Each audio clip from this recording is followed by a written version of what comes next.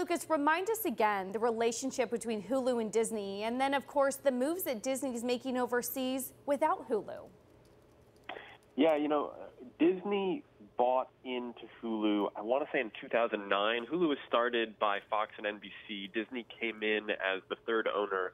And so you had sort of this unprecedented alliance between the owners of three of the most watched TV networks in the U.S. trying to create a place on the internet for many of their shows. It was quite innovative at the time. Disney kept that stake for a long time and then became the controlling shareholder in Hulu as part of a much larger deal with Fox, where it bought out Fox's stake. They also bought out the small piece that AT&T had. And this was supposed to provide some clarity for Hulu after years of being caught in between kind of the different priorities of its owners and how they were feeling about the future of TV and the future of streaming. But what's happened since Disney took over is there still is a little bit of confusion and a little bit of uncertainty because Comcast owns a third of Hulu, and the two companies agreed to this rather unusual deal where Disney was going to buy out Comcast at a later date, which meant that if the value of Hulu increased precipitously over that time, Disney would have a larger and larger bill to Comcast.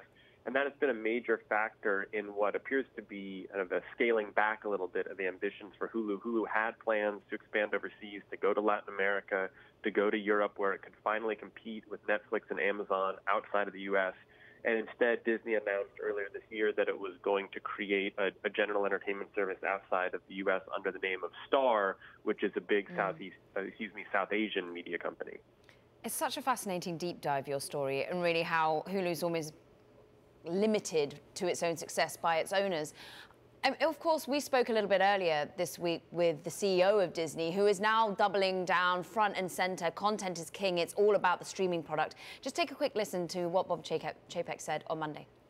I think what we want to do is take a consumer-first approach. We really want the consumer to guide us on how they want to see content. Right now, they're telling us that they really want to see more and more content on Disney Plus and Hulu.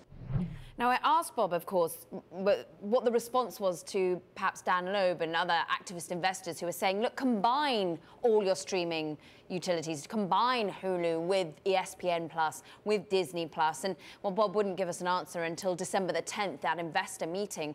Lucas, what do you think Disney's going to do with them all?